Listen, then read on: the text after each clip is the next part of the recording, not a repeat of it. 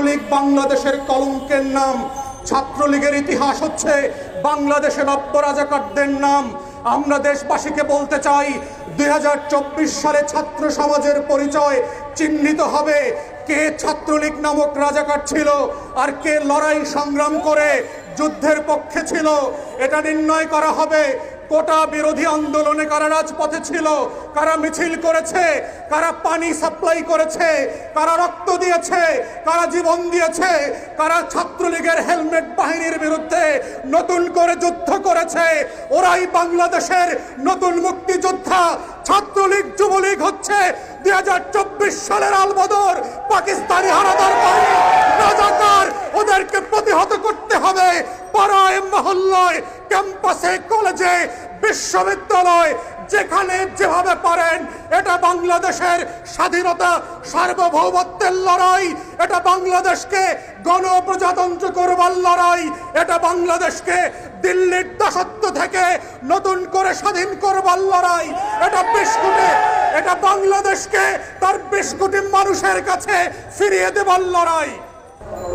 আমরা শুরুতেই ঢাকা বিশ্ববিদ্যালয় থেকে শুরু করে চট্টগ্রাম বিশ্ববিদ্যালয়, জাহাঙ্গীরনগর বিশ্ববিদ্যালয়, জগন্নাথ বিশ্ববিদ্যালয়, রাজশাহী, সিলেট শাহজালাল বিশ্ববিদ্যালয় থেকে শুরু করে সারা বাংলাদেশে এই কোটা নামে যে শোষণ এবং নির্যাতন চলছে, আওয়ামী মুক্তিযুদ্ধ ব্যবসার যেটা চলমান আছে, ছাত্রলীগের গুন্ডাদেরকে সেই 73-এর চিরকুট তোফায়েল ক্যাডারের মাধ্যমে লক্ষ লক্ষ গুন্ডা পান্ডাকে বাংলাদেশের সরকারি চাকরিতে পুনর্বাসনের যে রাজনীতি আওয়ামী লীগ কায়েম করেছে, সেটার বিরুদ্ধে যে ন্যায্যতার লড়াই চলছে সারা বাংলাদেশে, এই ন্যায্যতার লড়াইতে যারা আক্রমণ করেছে সেই ছাত্রলীগের নব্য রাজাকার হেলমেট বাহিনী, তাদের নির্যাতনে সারা বাংলাদেশে যে সকল শিক্ষার্থীরা আহত হয়েছে, নির্যাতিত হয়েছে, যে সকল শিক্ষার্থী ছাত্রীদের গায়ের কাপড় খুলে ফেলা হয়েছে,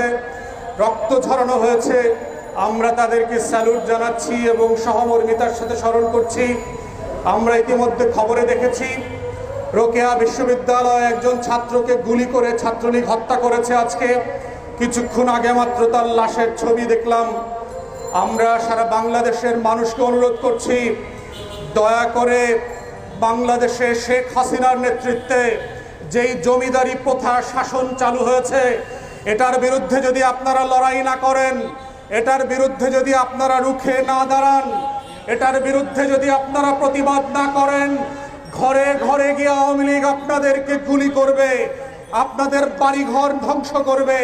শুধু মুক্তিযোদ্ধাদের ব্যবসায়ীদের নামে নাতিপুতির কোটা না, জনম জনম ধরে ওরা আইন করবে।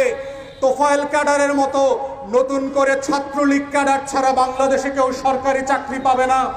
আপনারা দেখেছেন পিএসসির প্রশ্ন ফাঁসের যে স্ক্যান্ডাল বের হয়েছে, ভাইবা বোর্ডে আওয়ামী সাংবাদিক, আওয়ামী দালাল বুদ্ধিজীবী, আওয়ামী বেশ্যারা যেভাবে 200 নম্বরের অঙ্ক বিচার করে, বিরোধী দলের রাজনৈতিক ছেলেমেয়েদেরকে চাকরিতে পাওয়া যায় না, সেখানে 200 নম্বরে ছাত্রলীগের চিরকুটে 180 পাওয়া যায়। এইভাবে তারা যে বৈষম্যের রাজনীতিকে রাষ্ট্রীয়করণ করেছে, এই বৈষম্যের যে লড়াই চলছে, বৈষম্য থেকে বাঁচবার লড়াই, এটা শুধু আপনার লড়াই না, এটা কৃষকের সন্তানের লড়াই, এটা সিএনজি ড্রাইভারের সন্তানের লড়াই, আজকে যারা ম্যানুয়াল জব করছেন তাদের লড়াই, আপনাদের জনগণের লড়াই। এই লড়াইতে আপনাদের অংশগ্রহণ দরকার। যারা মিছিল করছেন না তাদের পাশে গিয়ে দাঁড়ানো আপনাদের দায়িত্ব হয়ে গেছে। ছাত্রলীগ বাংলাদেশের কলঙ্কের নাম। ছাত্রলীগের ইতিহাস হচ্ছে বাংলাদেশের নব্য রাজাকারদের নাম। আমরা দেশবাসীকে বলতে চাই 2024 সালে ছাত্র সমাজের পরিচয় চিহ্নিত হবে কে ছাত্রলীগ নামক রাজাকার ছিল আর কে লড়াই সংগ্রাম করে যুদ্ধের পক্ষে ছিল। এটা নির্ণয় করা হবে কোটা বিরোধী আন্দোলনে কারা রাজপথে ছিল, কারা মিছিল করেছে, কারা পানি সাপ্লাই করেছে, কারা রক্ত দিয়েছে, কারা জীবন দিয়েছে, কারা ছাত্রলীগের হেলমেট বাহিনীর বিরুদ্ধে নতুন করে যুদ্ধ করেছে। ওরাই বাংলাদেশের নতুন মুক্তিযোদ্ধা। ছাত্রলীগ যুবলীগ হচ্ছে 2024 সালের আলবদর পাকিস্তানি হানাদার বাহিনী রাজাকার। ওদেরকে প্রতিহত করতে হবে পাড়ায় মহল্লায়।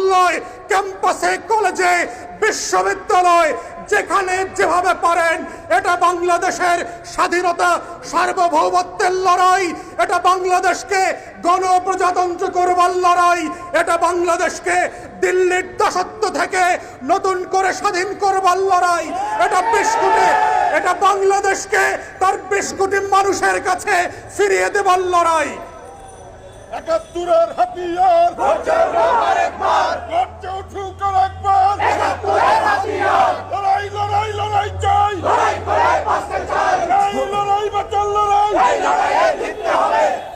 তাই আমরা দেশবাসীকে বলছি, আপনারা দেখেছেন গতকালকে বিকেল সন্ধ্যা মিলিয়ে সারা রাত ধরে বিভিন্ন ক্যাম্পাসে ছাত্রলীগের হেলমেট বাহিনী কিভাবে বস্তি থেকে টোকাই ভাড়া করে এনে আমার শিক্ষার্থী মা বোনদেরকে পিটিয়েছে, রক্ত ঝরিয়েছে, কাপড় খুলে নিয়েছে, রাস্তায় ফেলে সাপ কুকুর পিটানোর মতো পিটিয়েছে। এই বাস্তবতা বুঝেও দেখেও যদি বাংলাদেশের মানুষের হুঁশ না হয়, মনে রাখবেন এই বেহুশ জাতির স্বাধীনতা হারানোর ইতিহাস আছে। পলাশির প্রান্তর থেকে শিক্ষা নেন 190 বছরের গোলামি কিভাবে এই দেশের উপরে চেপে বসেছিল। সেই যে দিন সিরাজউদ্দৌলার পক্ষে বাংলাদেশের কৃষক দাঁড়ায় নাই, সিরাজউদ্দৌলার পক্ষে বাংলার বা মাছি বেচারা যারা ছিল তারা দাঁড়ায় নাই। ভাগীরথী নদীর পাড়ে থেকে যখন ব্রিটিশরা সিরাজউদ্দৌলাকে ধরে নিয়ে যাচ্ছিল, হাজার হাজার লক্ষ মানুষ দাঁড়ায় সেই দৃশ্য দেখেছে, প্রতিবাদ করে নাই। সেদিন যদি ব্রিটিশদের গায়ে মির্জাফর, রবার্ট ক্লাইভ আর খাসিদি বেগমদের, জগৎ সেনু, মিচাঁদার রায় লুপ্তদের ঘিরে যদি একটা করে ঢিল ছুটত, সেই দিন বাংলাদেশ পরাধীন হইতো না, আমাদের স্বাধীনতার সূর্য অস্তমিত যাইতো না। তাই আপনারা যারা বসে বসে এখনো দেখছেন, লড়াই করছেন না, প্রতিবাদ করছেন না, কোটা বিরোধী আন্দোলনের শিক্ষার্থীদের পাশে কোনো না কোনো ভাবে দাঁড়াচ্ছেন না, ভয়কে জয় করেন। খোদার কসম, আমরা যেদিন সবাই ভয়কে জয় করে রাস্তায় নামবো, কেউ মরবো না, কাউকে গ্রেফতার করা হবে না। কিন্তু যদি একা একা বসে থাকেন, কুকুর ৭১-এর হাতিয়ার বেদানা কোটা, বেদানা কোটা। আপনারা যদি নীরবে নিশ্চুপে বসে থাকেন, দেখতে দেখতে দেখবেন শুধু বাংলার মসনদে শুধু খাসিদি বেগম বসে নয়, একদিন দেখবেন বাংলাদেশের সীমান্তে হাইকোর্টের নির্দেশে 10 কিলোমিটার পর্যন্ত সীমান্ত বিজিবি বিএসএফকে দিয়ে দেওয়ার জন্য বলা হচ্ছে। আপনার সীমান্ত চলে যাবে। গতকালকে দেখলাম সিলেট সীমান্তে ভারতের খাসিয়া জনগোষ্ঠী বাংলাদেশি 2 জনকে হত্যা করেছে।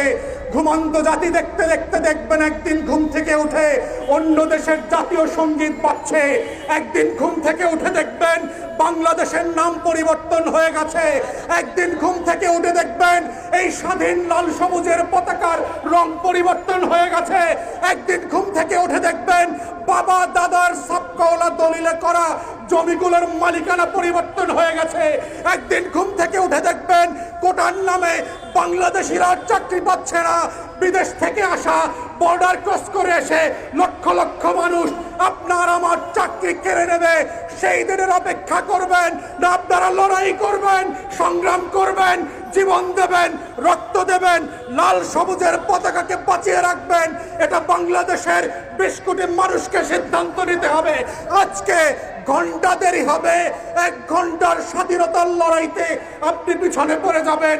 তাই কোনো ঘন্টা, মিনিট, সেকেন্ড অপেক্ষা করবার সুযোগ নাই। লড়াইতে নামেন, যে যেখানে আছেন বাংলাদেশের পক্ষে আওয়াজ তোলেন, ভোটের পক্ষে আওয়াজ তোলেন, খাসিদি বেগমের বিপক্ষে আওয়াজ তোলেন, শেখ পরিবারের যে বেনিয়াগিরি চালু হয়েছে তার বিরুদ্ধে কথা বলেন। খাসিদি বেগমদেরকে বাংলাদেশ মাফ করে নাই, ভবিষ্যতেও করব না। আমরা লড়াই করব, জীবন দেব, রক্ত দেব। বাংলাদেশের লাল সবুজের পতাকার সাথে কোনো গাদ্দারি মেনে নেব না, নেব না এবং নেব না।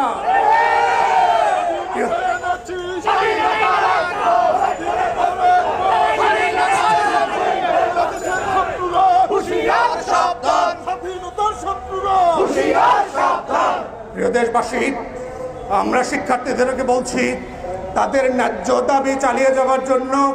ঠিক একই সময় বিচার বিভাগকে বলছি সেটেল প্রিন্সিপাল আছে, জুরিসপ্রুডেন্স আছে। রাজনৈতিক কোনো বিষয় ইন্টারফেয়ার করবেন না আল্লাহর ওয়াস্তে। 46 লক্ষ মামলা চলে আছে। 46 লক্ষ মামলার জট যারা সামলাতে পারে না, শাহবাগের মিছিল নিয়ে মন্তব্য করবার এখতিয়ার এবং অধিকার কোনোটা নাই। দয়া করে আপনারা কাজ করেন। পলিটিক্যাল ইস্যু পলিটিক্যালি রিজলভ হইতে হবে। রাজপথে বাংলাদেশের স্বাধীনতা থেকে শুরু করে অনেক বিষয় রিজলভ হয়েছে এবং এটা আপনার সম্মিলিত লড়াই আন্দোলনের মধ্য দিয়েই সেটার সমাধান হবে। সেই সমাধানে, সেই লড়াইতে, সেই আন্দোলনে আপনাদের সবাইকে অংশগ্রহণ করবার আহ্বান জানিয়ে আমার বক্তব্য এখানেই শেষ করছি। সবাইকে অসংখ্য ধন্যবাদ।